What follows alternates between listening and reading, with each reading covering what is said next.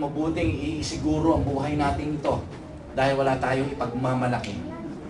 Okay? Sa buhay pong ito. Kaya lahat po tayo ay tatawagin ng Panginoon sa panahon na gusto niya, hindi sa panahon na gusto natin. Amen? Kaya purihin po ang Panginoon, maging malaking lesson sana, maging malaking aral sana yung nangyaring yun sa anak o sa dalaga ng ating kapatid na Sister Karen. Sister Karen, huwag kang mag-alala. Hindi kita ibabagsak sa leadership training. Huwag kang mag-alala, pinatatawa lang kita. Okay? Isang bagay lang gusto kong malaman mo, kaysa mo ang iglesia. Okay? Sa pakikiramay sa iyo, hindi ka nag-isa. Mahal ka namin. Okay? At kung kinakailangan mo ng moral support, nandito kami para sa iyo. Amen. Okay? Makakayanan mo yan dahil sabi ng salita ng Diyos, hindi tayo bibigyan ng pagsubok na hindi natin kaya.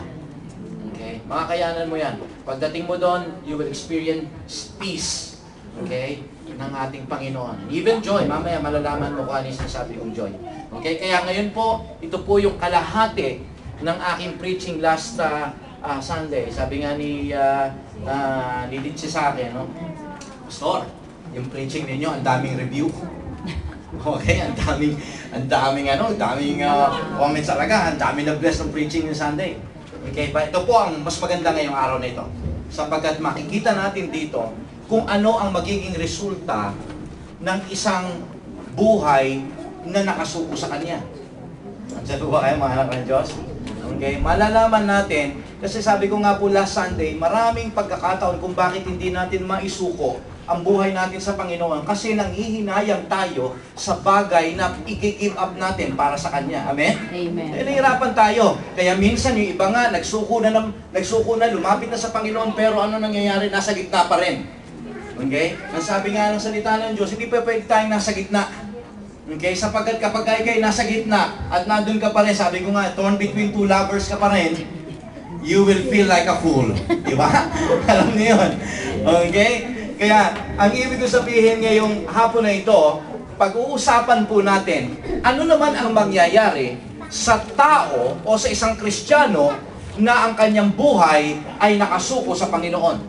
Na bago ko sabihin yon, gusto ko rin isipin yon at malaman ng bawat isa, katulad ng sinabi ko last week, hindi mo pwedeng sabihin ikaw ay nabubuhay ng buhay Kristiyano kung ang buhay mo ay hindi buhay ng pagsuko sa Kanya. Okay? Hindi mo pwedeng sabihin, I'm living a Christian life. Okay? Kung ang buhay mo ay hindi talaga totally surrendered sa Panginoon, God is looking for a complete surrender. Ngayon ang tanong, okay? Marami sa atin dito last week, we have raised up our hands, our hearts, and our spirit before the Lord. Ang tanong ko ngayon, ngayong ikaw ay sumuko na sa Kanya, ano ang mangyayari at anong gagawin ng Diyos sa buhay ng isang taong nakasuko sa Kanya? Ang mangyayari ay walang iba kung hindi ang kapangyarihan ng Diyos ay sasayo. Kaya pinamagatan ko po ang aking mensahe, okay? The power of a surrendered life. Kaya last week, ang pinag-usapan natin is the life called surrender. Now, this is the second part. The power of a surrendered life. Kinakailangan nating maunawaan na kapag kang isang tao o isang Kristiyano ay nabubuhay ng may pagsuko sa Panginoon, ang kapangyarihan ng Diyos ay sumasa Kanya. Now, I know that everybody will agree with me when I say the power belongs to the Lord. Well, marami tayong alam na power dito sa lupang ito. Bukod sa kiligili power, okay? Well, meron tayong tinatawag na black magic or anting-anting. Naniniwala tayo sa power, amen? But when I say about power, I'm talking about the power of God, I'm talking about the sovereign power.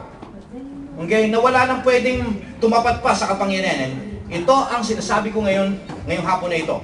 Na ang kapangyarihan na iyon, pinakamalaki, pinakamakapangyarihan sa lahat, o pinakakapangyarihan sa lahat, ay nanggagaling lamang sa Diyos at wala nang iba. Hindi kay Satan, hindi ko sa ano pa mga pamahiin. Amen?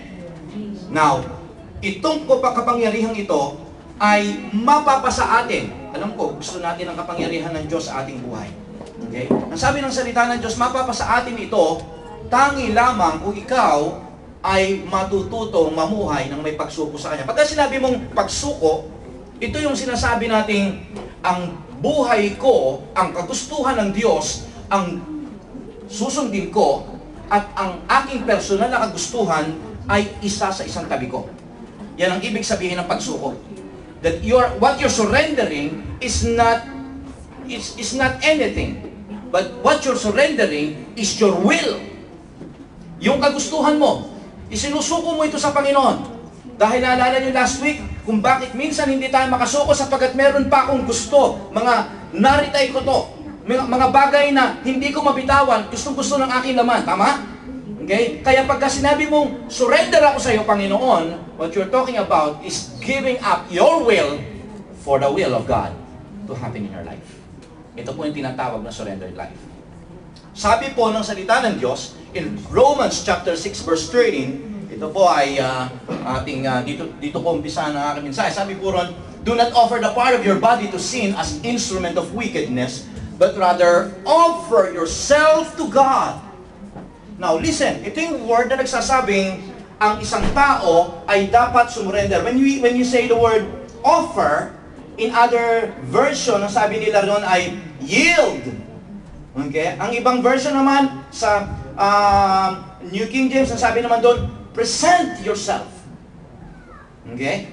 Ang isang tao na ino-offer ang sarili niya ay nag-yield, ibig sabihin, inaasa ang kanyang sarili sa Diyos. Ang isang tao na nag-o-offer sa Panginoon ay pinipresenta niya ang kanyang sarili sa Diyos. Yun pong ibig sabihin yan. In other words, ang isang tao ay kinakailangan, pagka sinabi mo, nag-in-offer mo, in-yield mo, at pinesenta mo yung sarili, ibig sabihin, you are surrendering yourself to God. Yun po ang ibig sabihin niya. Tingnan po ninyo ang sabi, kapag daw ang isang tao ay hindi sumusunod sa gusto ng kasalanan, kung hindi siya daw ay nag-o-offer o nagsusurrender ng kanyang sarili sa Panginoong Diyos, ang sabi rito, those who have been brought to death, sabi, offer the part of your body, tingnan po ang mangyayari. Kasi binasa natin, Romans chapter 6 verse 13. But Romans chapter 6, sa bandang uli, dito kinunclude ni Paul ang kanyang salita. Ano ang mangyayari kapag ikaw ay nag-offer o nagsuko ng buhay sa Panginoon? Sabi niya doon sa verse 22, but now that you have been set free from sin and have become slaves to God, tingnan po ninyo ang mangyayari. Kita mo ang benepisyo. The benefit you reap leads to holiness. Now, ang Panginoon daw po, tayo daw po ibibigyan niya ng pagpapala. At yung tinatawag na benefits, ito yung mga pagpapala tinatanggap natin sa Panginoon ngayon. Kapag ikaw daw po ay nakasuko sa Kanya. At ano itong mga pagpapalang ito? Ang mga pagpapala daw pong ito na ibibigay sa atin ay magbubunga ng kabanalan sa ating buhay. Naniniwala ako maraming magagandang bagay dito sa mundong ito, tama? Pero naniniwala din ako na hindi lahat ng magagandang bagay dito sa mundong ito ay makapagdudulot ng kabanalan sa buhay natin. Amen. Hello? Amen. Pero ang sabi ng salita ng Diyos, ang blessing na ibibigay niya sa atin, sabi niya, ginamit niya rito yung word na reap. At word na reap ay ginagamit sa pag-aani. Harvest. Okay? For harvesting. At walang tao na nagtanim na mas marami ang kanyang itinanim kaysa sa kanyang inani. Nandyan ba kayo? Pagka sinabi mong reaping, you are talking about, okay, pag-aani ng mas marami sa itinanim mo. Nandyan ba kayo? Amen. Ibig sabihin, when you learn how to offer, to surrender your life,